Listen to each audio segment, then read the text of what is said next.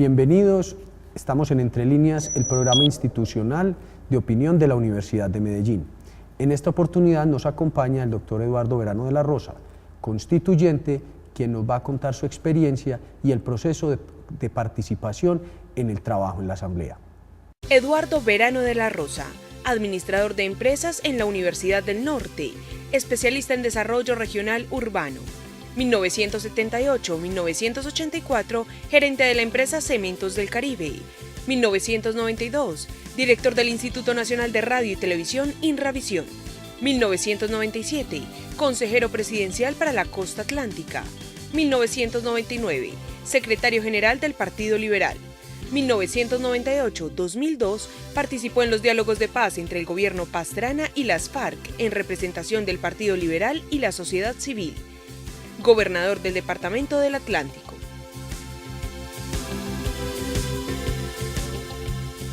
Doctor Verano, ¿cómo fue ese proceso para usted llegar a ser constituyente y cómo llegó a diseñar su propuesta para la Asamblea? Bueno, básicamente era una oportunidad política. Me llamaron el doctor Serpa y el doctor Samper, que estaban haciendo una lista para que representara el ala socialdemócrata del Partido Liberal. Queríamos nosotros tener una lista, tener una incidencia importante en ese proceso que iba a haber de construcción de una constitución para nuestro país. Y dudé mucho al principio, pero después, dada la magnitud de la importancia de la tarea, acepté. Yo era el gerente de la electrificadora del Atlántico. ¿Corelca en ese entonces? No, ¿O era la de la electrificadora del Atlántico. Y tenía que tomar una decisión, continuar como servidor público o arriesgarnos a la aventura política, porque en ese momento no había ninguna seguridad de salir en la constituyente, y sobre todo que yo no tenía el primer renglón, íbamos a tener un renglón. La cabeza de lista era el doctor Serpa, ¿cierto? Serpa, el segundo era Perry y el tercero fui yo, y salimos los tres. Teníamos la aspiración de sacar más, pero finalmente la votación fue muy baja, lo que impidió que las listas tuvieran... Muchos constituyentes eran uno, dos, máximo tres, o algunos partidos llegaron a tener una lista única, como el M19 o no, el M19 era una lista única. El M19 sí tuvo una estrategia de lista única, y por eso sacó 19. 19. Y nosotros, los liberales, como decía el doctor López, llegamos cada uno en su lista como si fuera un leño de náufrago. Entonces, hicimos muchas listas, operación prácticamente como una especie de operación avispa, y la lista que más votos sacó dentro del Partido Liberal fue la nuestra, sacamos 3. Bueno, y ustedes cuando se embarcaron en esta aventura, ¿tenían algunas ideas o habían hecho un trabajo previo para presentar una propuesta a la Asamblea, o la propuesta se fue construyendo y se fue trabajando en el camino? Veníamos de varias campañas presidenciales, que es lo que creo yo que lo marca uno bajo el punto de vista de ubicación ideológica, programas de gobierno, qué se necesita, qué se quiere como país.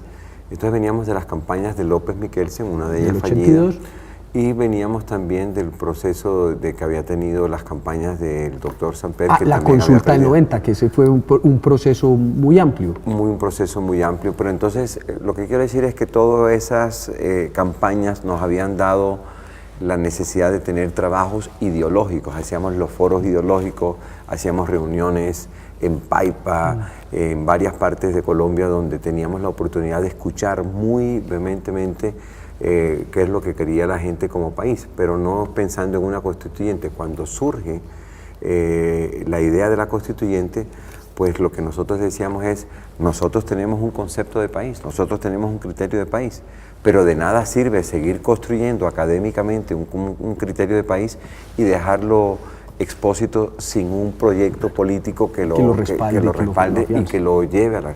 Entonces la oportunidad histórica era la constituyente.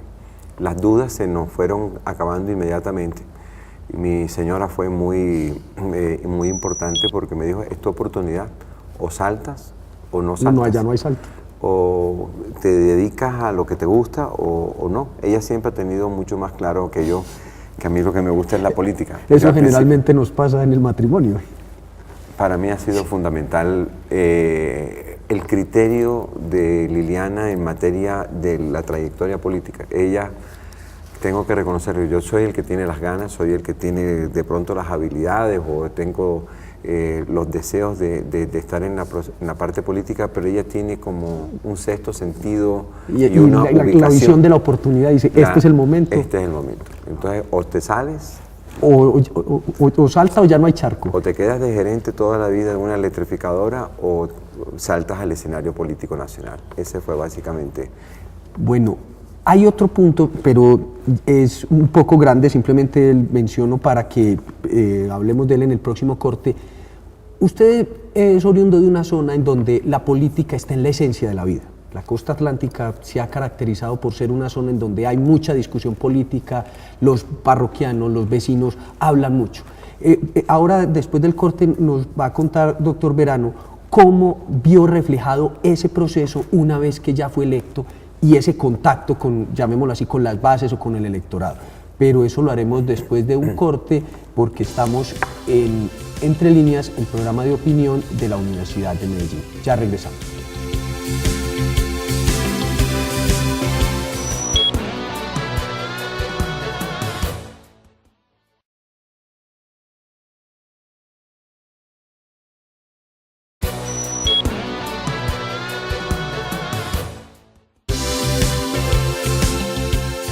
Estamos de regreso en Entre Líneas, el programa institucional de opinión de la Universidad de Medellín. Y continuamos la charla con el doctor Eduardo Verano de la Rosa. Doctor Verano, antes del corte le había preguntado cómo sintió o cómo fue el proceso para conectar esa sensación propia de la región y esa participación en política que es innata a la vida costeña con su actuación como constituyente. Hay más deseos de participar en la vida pública en sitios como en la región Caribe, donde nosotros tenemos una economía menos sólida que, por ejemplo, que Antioquia, donde hay mayor posibilidades de resurgir en la vida profesional a través de la empresa privada, donde hay menos empresariado privado, hay menos oportunidades y por lo tanto la actividad política se vuelve la más importante. Yo nunca había tenido participación en la vida política. Únicamente había estado en la electrificadora, siempre había estado en el sector privado, pero habíamos desarrollado un grupo de jóvenes, lo que habíamos denominado en su momento los foros de la costa atlántica. En esos foros, que empezaron en el año 81, habíamos desarrollado unas ideas muy claras y concretas con respecto al desarrollo económico y social de la región Caribe. Y habíamos estudiado como jóvenes lo que había venido sucediendo en España y nos llamaba poderosamente la atención. Entonces organizamos el primer foro que se denominó Autonomía y Desarrollo. Ese era como el eslogan del primer foro de la costa, Autonomía y Desarrollo, mucho estudiando en el proceso autonómico español. Y con esas ideas muy claras, cuando ya se nos hace como el clic de tener todo este proceso autonómico en ciernes, pues en la cabeza con los foros de la costa, y cuando se da la oportunidad de la constituyente, hizo el clic, era la oportunidad para realmente transformar la constitución de nuestro país en función de una estructura del Estado que nos permitiera un mayor desarrollo. Ese era lo que veíamos como la gran oportunidad. Entonces, luchamos y por llegar a la constituyente, y el planteamiento que hicimos para llegar a la constituyente fue autonómico, un Estado autonómico. Y después, cuando ya salimos elegidos, inmediatamente nos pusimos a trabajar con todos los constituyentes de la región Caribe que habían salido de diferentes partidos. No todos éramos del Partido Liberal. Conservadores, Movimiento de Salvación Nacional. Y había un muy importante grupo también del M19. Incluso había los de PRT, los del Partido Revolucionario de los Trabajadores, que era un grupo que se había desmovilizado. Que se había desmovilizado, ahí estaba... Se había negociado la paz. Una persona pues que estaba formando parte ya de la constituyente y que era también oriundo del Caribe. Y por lo tanto nos juntamos, fuimos a la Casa Núñez, en el Cabrero, un mes antes de iniciar las labores de la constituyente. aproximadamente como el 7 de enero. Y ahí hicimos como una especie de pacto, firmamos como un gran acuerdo, donde básicamente lo que decíamos era que teníamos que buscar más recursos para las regiones y más autonomía, un nuevo modelo de Estado. Ahí ya teníamos claro qué era lo que queríamos y eso fue lo que desarrollamos después en la Constituyente. El tema del cambio territorial fue uno de los más trascendentales, que inicialmente no estaba muy presente en los orígenes de la asamblea, de la convocatoria, pero fue uno de los cambios drásticos que se efectuó. De su posterior experiencia como gobernador, como actor político, ¿cómo ha visto ese proceso y ve si todavía sigue fuerte? Máximo, puedes hablar del referendo Caribe y otros eventos posteriores, pero en ese momento vio como constituyente y cuando estaba pensando y diseñando esa estructura territorial, ya como gobernador encontró algunas coincidencias o se chocó contra un muro y vio el problema del diseño a la aplicación práctica. El país, para decir la realidad, es absolutamente centralista en su concepto, en su concepción, en el manejo del Estado. Y casi todo está organizado en función de un centralismo a ultranza, muy rígido, muy estricto, que no se deja quitar el poder. Entonces, ceder el poder ha sido absolutamente traumático para ese centralismo. Y no estamos hablando de un presidente o de otro presidente. Es el régimen. Es la figura presidencialista que es casi monárquica en nuestro país. Y eso es lo que ha impedido que realmente todo lo que se avanzó en la letra de la Constituyente no se haya logrado en la legislación posterior. La Ley Orgánica de Ordenamiento Territorial realmente no refleja para nada la voluntad del constituyente. Y que no es una verdadera ley orgánica, sino que toca algunos aspectos de organización. Y la última ley, que es la de regiones y provincias, lo que hace es una enunciación etérea, pero no le entrega facultades o competencias a ninguna zona. Le saca el cuerpo, definitivamente. No haces la tarea. La Ley Orgánica de Ordenamiento Territorial no hace su tarea de desarrollar los artículos que consideramos nosotros eran la esencia del regionalismo, que es lo que más queremos. O sea, imagínese usted Antioquia manejando una región donde pueda tener mayor volumen de recursos y donde pueda tener una mayor injerencia, un gobernador regional. No sé cuál sería en este momento la región antioqueña. La discusión con la región, ¿quién sería? Si volver a la vieja Antioquia con Caldas o hacer una región distinta con nuestro aliado estratégico, con el Chocó y con Córdoba. Con Chocó, Córdoba, bueno, todo eso. Porque Córdoba está en un punto en que es costa, tiene muchos contactos con Antioquia. Pero yo creo que eso no es la discusión en este momento de cómo sería la conformación de las regiones. Es que no les ha permitido, o sea, es construir un nivel territorial que disminuya de una manera drástica el tamaño gigantesco del Estado, gobierno central. Del gobierno central. Yo creo que hoy todo el bajón que está teniendo en las encuestas el presidente Santos no es tanto por él mismo, o sea, él puede tener su estilo, puede uno compartirlo o no. Yo creo que él ha tratado de acertar, ha tomado riesgos, ha tomado posiciones, pero yo creo que él es víctima, como cualquier otra persona que pongan allí, de una excesiva concentración del poder y de las decisiones y de las responsabilidades. Todo termina recayendo en el presidente. 50 millones de habitantes, dependiendo todo de un solo sitio, de un solo punto, de la presidencia. Son 3 instituciones que manejan el país: la Presidencia de la República, el Ministerio de Hacienda y Planeación Nacional. Fuera de esa Trinidad, son migajas. Santísima Trinidad, no hay posibilidad de ningún desarrollo. Todo lo que uno tiene que lograr está en función de lograr penetrar en esos 3 círculos. Ellos manejan el 89% de los recursos estatales en Colombia. El 11% lo manejan todos los departamentos y municipios, con esa concentración de poder que no la tiene ningún otro país. Por eso a alguno le encantaría tener el poder que tiene el presidente de Colombia, algún vecino.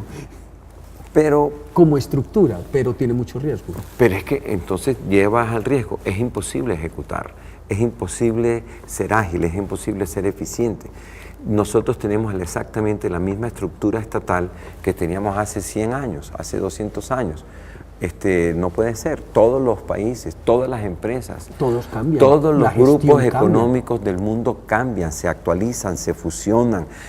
Buscan estructuras que les permitan resolver más. Las estructuras no permanecen estáticas y rígidas, sino son como unas amebas que van cambiando de forma en la medida que van requiriendo. Se tienen que acomodar. Esa es la esencia. Tenemos la mentalidad del antiguo Politburo del Partido Comunista, de la Unión Soviética, una cosa así. Y por eso se cayó. Por eso colapsó. Los chinos demostraron que había que cambiar. Que había que cambiar. Tuvieron mucha más agilidad los chinos. ¿Y por qué Rusia, que tenía mucho más poder que los chinos, finalmente colapsa y los chinos no? Porque los chinos se amoldaron, se adaptaron. Uno va y uno ve que hay prácticamente dentro de la China hay varios países que se manejan con mucha autonomía. Es impresionante el poder. Las 9 regiones autónomas chinas. Correcto. Yo tuve la oportunidad. Guangzhou es un estado que tiene 90 millones de habitantes, valga la pena anotar. O sea que es más grande que... Salvo México y Brasil, es mayor que cualquier estado de América Latina.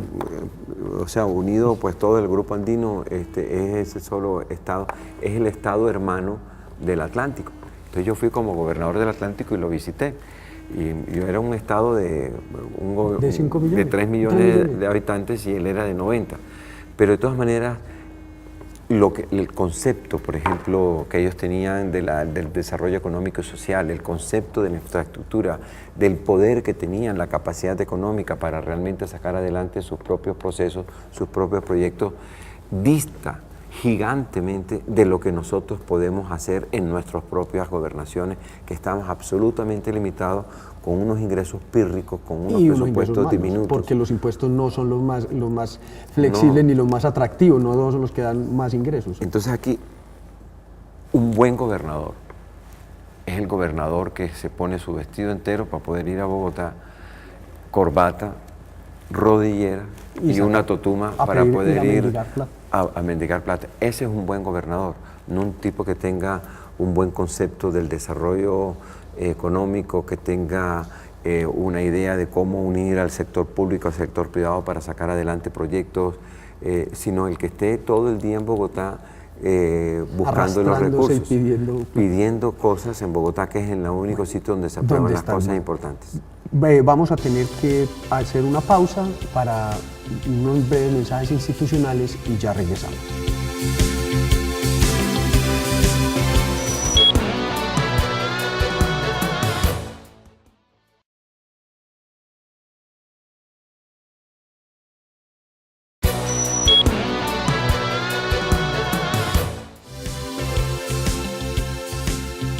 Regresamos a Entre Líneas, el programa de opinión de la Universidad de Medellín. Continuamos nuestra amena charla con el doctor Eduardo Verano de la Rosa.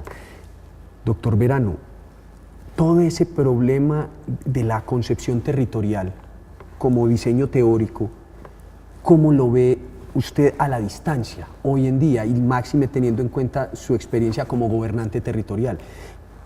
Y ve que el proceso ha avanzado, que la participación se ha fortalecido, o antes el proceso ha tendido al, como dicen algunos, que es cíclico. Cuando hay plata se tiende a descentralizar, a repartir dinero y competencias, y cuando hay periodos de crisis vuelve a concentrarse.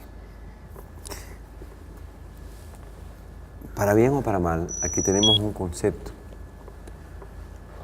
y que es el que de una manera demasiado poderosa incide en los diseños institucionales que hacemos. Hay una desconfianza total. Hay una desconfianza en la manera de manejar los asuntos públicos. Se parte de la base que el funcionario público es deshonesto y que va a tener un comportamiento inadecuado en el manejo de los asuntos públicos. Por lo tanto, entre menos recursos maneje, mejor. Y con todas las trabas que hay que ponerle para que no pueda realmente haber ningún despilfarro. O sea, la idea del incapaz, que todavía no puede, que no le podemos entregar y que usted todavía tiene que estar bajo la protección del gobierno central, que es el que sabe y es el que lo aconseja. Entonces es como cuando uno con los hijos. Los hijos de uno aprenden a manejar la plata en la medida en que uno les dé la oportunidad de que manejen plata. Al principio se equivocarán, pero después se darán cuenta que si no manejan adecuadamente los recursos, si no los planifican, si no controlan, si no tienen si no compran barato, si no compran adecuadamente, pues ellos mismos no van a poder manejar su propia plata. Pero eso no se aprende sino manejándola. Hay como muchas cosas, como montar bicicleta, no se aprende. Ensayo-error. Exacto. Entonces aquí lo que hemos tenido es el diseño del Estado, donde el Estado central, por ejemplo, lo vimos ahora en Colombia Humanitaria y lo vimos ahora con lo de las regalías, que se convierten en unos procesos tan engorrosos que finalmente no salen adelante. No han acabado de gestionar los recursos de la amenaza de la ola invernal del 2011. Todavía no se han acabado de ejecutar esos recursos. Porque están basados en una desconfianza total. Entonces, yo creo que lo que hay es que darle oportunidad a que las regiones manejen sus propios recursos y obviamente mucho control previo, mucho control durante y mucho control posterior, de tal manera en que no haya tanto despilfarro, que no haya robos, nadie está de acuerdo con eso, claro. Nadie va a compartir eso, pero realmente lo que nosotros creemos es que debe haber un nivel de ejecución más ágil. Ese es el nivel regional, que planifique más, que tenga la oportunidad de ordenar un proceso de inversión de una infraestructura regional que no se tiene. Ustedes no lo viven tanto porque Antioquia, de una u otra manera, por su tamaño, 120 municipios, pues tiene casi que las características de una región. Y por lo tanto, pero de todas maneras, el propio Antioquia sufre mucho ese centralismo y a su vez también está muy concentrado. Sí, todo está en el Valle de Aburrá y demás. Iván Merolanda, pues nos decía en todas las reuniones que hemos tenido sobre este tema, que en la medida en que uno se aleja del Valle de Aburrá, la pobreza empieza a aumentar. Empieza a aumentar, o sea que va en proporción directa la distancia con la pobreza en la medida que se aleja de la estrella principal que es el Valle de Aburrá. Entonces, sí tenemos que buscar replicamos el mismo proceso, la misma mentalidad. La misma mentalidad. Entonces, hay que tratar de buscar cómo empoderamos a más entidades territoriales de su propio desarrollo, de su propia esencia del ser y de sentir, que es mejorar las condiciones de vida de su gente, y la única manera de mejorarla es mejorando la economía, mejorando sus ingresos, mejorando su infraestructura, mejorando sus servicios públicos. Pero ese nivel de ejecución no puede estar todo concretamente centralizado en una oficina de Bogotá. Un plan de agua no surge en Colombia. Un plan de agua, un plan departamental de agua, si no tiene 68.300 pasos en el Ministerio en Bogotá, en planeación en Bogotá, en el Ministerio de Hacienda en Bogotá. Entonces, esa es la idea del plan quinquenal, una de esas cosas macabras de los estados totalitarios.